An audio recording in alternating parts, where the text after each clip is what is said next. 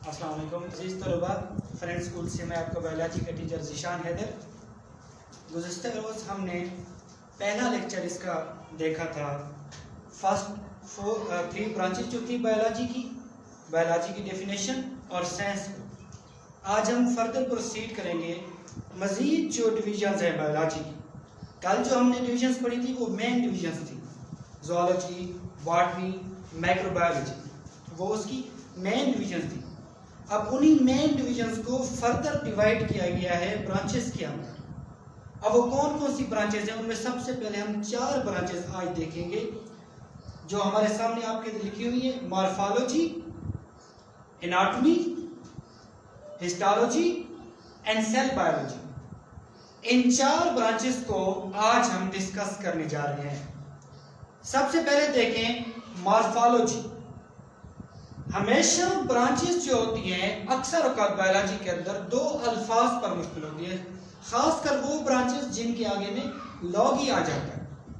Morphology, morph and Loggy. Morph जो है इसको हम मॉर्फ पढ़ते हैं, ये ग्रीक यानी कि यूनानी लैंग्वेज से लिया गया लफ्ज है। मॉर्फ का मतलब होता है फॉर्म यानी कि शक्ल, और स्ट्रक्चर यानी कि साख। 2 मीनिंग्स इसकी आ जाती हैं, फॉर्म और स्ट्रक्चर, मॉर्फ की, जो कि ग्रीक लैंग्वेज से लिया गया है। अब मॉर्फोलॉजी मीनिंग से आप देख लें, लॉगी to study form and structure of living organism. अब अगर हम डीपली इसको देखते हैं, मॉर्फोलॉजी 2 किस्म की होती है, external morphology, internal morphology. External morphology है उसमें हम ज़ाहिरी शक्ल सूरत को देखते हैं कि ऑर्गेनिजम्स जो हैं वो बाहर से उनकी अपीयरेंस कैसी होती है, उनका कलर क्या होता है, साइज क्या होता है, उनकी बैरूनी साख्त क्या होती है, उनकी बनावट क्या होती है। ये सारी चीजें एक्सटर्नल मॉर्फोलॉजी के अंदर स्टडी की जाती है। दूसरी है इंटरनल मॉर्फोलॉजी, या उसको हम एनाटॉमी भी कहते हैं, ये हम आगे डिस्कस करते हैं। तो ओवरऑल हम जब मॉर्फोलॉजी को डिफाइन करेंगे, हम ये कहेंगे study of form and structure of living organism, जानदारों की शक्ल और साख का मुताला के अपीयरेंस क्या है और इंटरनल क्या है, ज़ाहिरी शक्ल सूरत, और अंदरूनी स्ट्रक्चर क्या होता है। हमने कहा कि 2 ब्रांचेस। अब दूसरी देखें, इंटरनल मॉर्फोलॉजी या एनाटॉमी। एनाटॉमी जो लफ्ज है ये भी ग्रीक लैंग्वेज का एक लफ्ज है, एनाटोम, वहां से लिया गया है। एनाटोम का मतलब होता है dissection.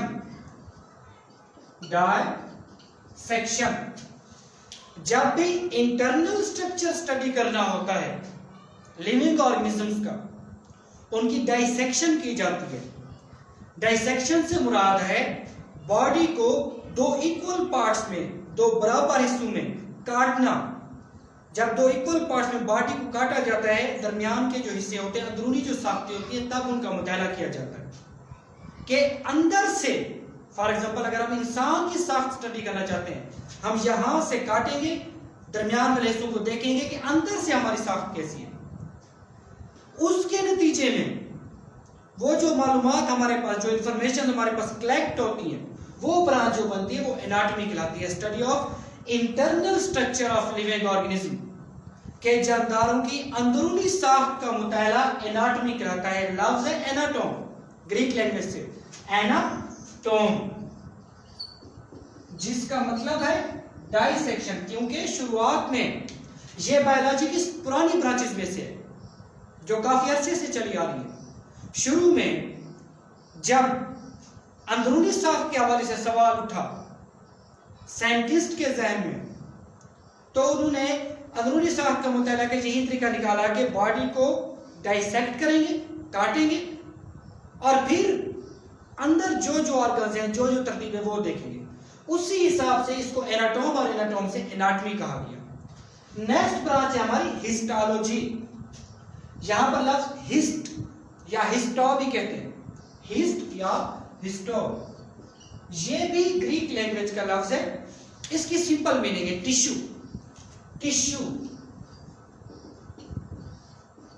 Histology, study of tissues.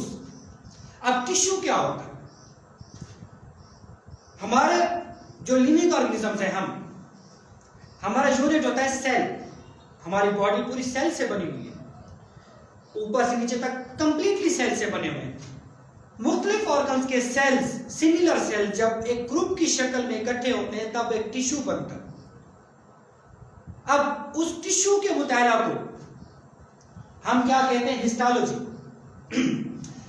Tissues क्योंकि स्मॉल होते हैं, बहुत छोटे होते हैं। यहां से अगर हम एक हिस्सा काटे, एक छोटा सा हिस्सा अगर हमारे हाथ में आ जाता है, उसे हम आम आंख से ना भी देख सकेंगे तब भी वो यहां पर मौजूद होगा, उसे हम टिश्यू कहेंगे। अब क्योंकि टिश्यू बहुत स्मॉल है तो नेकेड ऐसे बगैर किसी इंस्ट्रूमेंट के हम उसको नहीं देख सकते। जब देख नहीं सकते तो उसको स्टडी भी नहीं किया जा सकता। लिहाजा हम माइक्रोस्कोप का इस्तेमाल करेंगे, और जब माइक्रोस्कोप का इस्तेमाल करेंगे टिश्यूज के मुताला के लिए, तब हम कहेंगे माइक्रोस्कोपिक स्टडी ऑफ टिश्यू।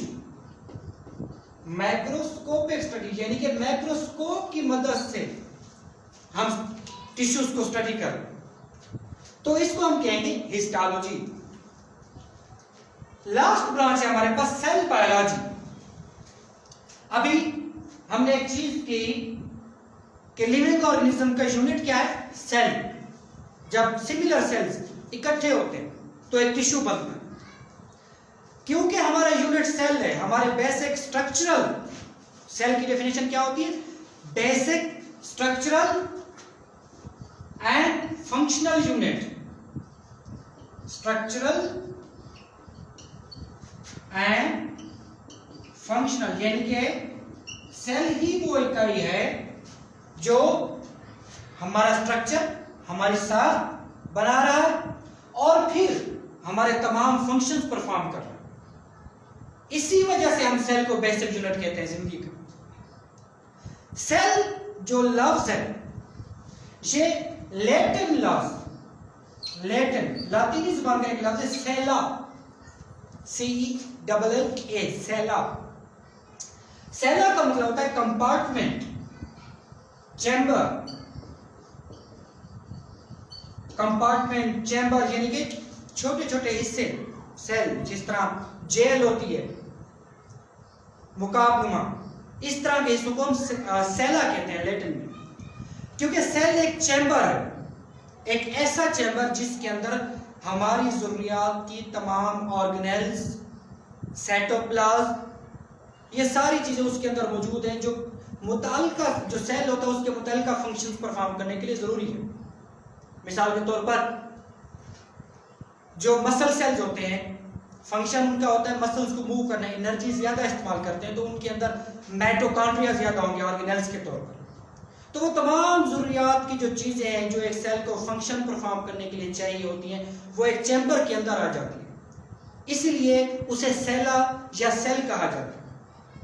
अब उसी सेल का मुताला करना, उसी सेल को स्टडी करना।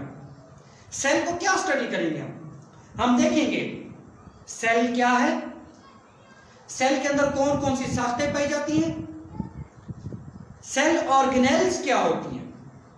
अब सेल जो है एक चैम्बर नुमा है इस तरह, उसके अंदर न्यूक्लियस मौजूद है, उसके अंदर माइटोकॉन्ड्रिया मौजूद है, बहुत सी ऑर्गेनेल्स मौजूद है जो उसे फंक्शन परफॉर्म करने के लिए चाहिए। ऑर्गेनेल्स हम कहते हैं सब सेलुलर स्ट्रक्चर, यानी कि सेल की अंदरूनी साख्तें जो एक सेल को अपने मुख्तलिफ फंक्शन परफॉर्म करने के लिए चाहिए होती हैं। तो उस सेल का मुताला और सेल के अंदर मौजूद ऑर्गेनेल्स का मुताला, इसको हम कहते हैं सेल बायोलॉजी। सेल फंक्शन किस तरह करता है, सेल किस तरह एक दूसरे से कम्युनिकेट करते हैं, सेल ऑर्गेनेल्स क्या होती हैं, वो किस तरह फंक्शन करती हैं, इन तमाम चीजों का मुताला हम एक हेड के अंदर करते हैं। उस हेड को सेल बायोलॉजी कहा जाता है। ये चार ब्रांचेस हमने देखी हैं। अब एक बार इसको हम रिपीट करेंगे, फिर गौर कीजिएगा। चार ब्रांचेस हमने आज देखी हैं, morphology, anatomy, histology, cell biology.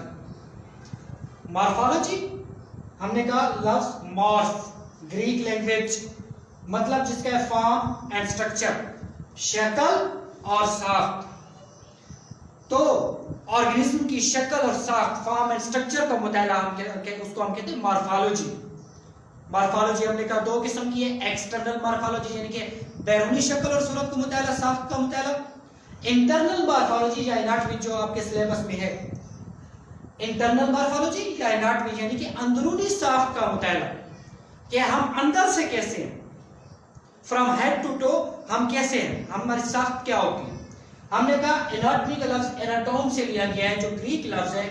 एनाटोम का मतलब होता है डाइसेक्शन, डाई दो, सेक्शन हिस्से, दो हिस्सों में उसको काट कर अंदरूनी साख्त का मुताला करना, इसी वजह से इसको एनाटोम से एनाटॉमी कहा गया है। तीसरी ब्रांच हमने पढ़ी histology, histology, hist Greek language से लिया गया, मतलब है tissue, logy to study tissues. हमने कहा टिश्यूज बहुत स्मॉल होते हैं, बहुत छोटे होते हैं, जिन्हें आम आंख से नहीं देखा जा सकता, इसलिए हम माइक्रोस्कोप की हेल्प लेते हैं। तो हम क्या कहेंगे, microscopic study of tissues. Tissues का माइक्रोस्कोप की मदद से मुताला करना, टिश्यूज क्या है, फंक्शन क्या परफॉर्म करते हैं, कौन कौन से सेल से बने हुए, ये तमाम चीजें। लास्ट ब्रांच हमने पढ़ी cell biology, to study cell. Cell क्या है, सेल ऑर्गेनेल्स क्या होती हैं, सेल फंक्शन कैसे करता है, ये तमाम चीजें उसके अंदर हम डिस्कस करते हैं, सेल बायोलॉजी के अंदर हम इनको डिस्कस करते हैं। सेल का लफ्ज हमने कहा लैटिन लफ्ज सेला से लिया गया। सेला का मतलब है कंपार्टमेंट, चैम्बर, कंपार्टमेंट चैम्बर। 1665 में जब सेल पहली बार दरियाफ्त किया रॉबर्ट हुक ने, तो उसने छोटे छोटे चैम्बर देखे थे, छोटे छोटे हिस्से देखे थे, क्योंकि वो चैम्बर नुमा थे, इसी वजह से उसने उन्हें सेला कहा, सेले कहा। फिर वो लफ्ज आहिस्ता आहिस्ता चलता चलता शार्ट होते हुए सेल बन गया। अब उस सेल का मुताबिक, सेल क्या है, सेल ऑर्गेनेल्स क्या होती है, सेल फंक्शन कैसे करते हैं, सेल आपस में कम्युनिकेट यानी कि एक दूसरे के साथ राब्ते किस तरह रखते हैं, सेल कोऑर्डिनेशन किस तरह होती है, ये तमाम चीजें हम एक हेड के अंदर पढ़ते हैं, जिसे सेल बायोलॉजी कहा जाता है। आज का दूसरा लेक्चर हमारा यहीं पर खत्म हुआ। इंशाल्लाह थर्ड लेक्चर के साथ नेक्स्ट टाइम हाजिर होंगे। अल्लाह हाफिज।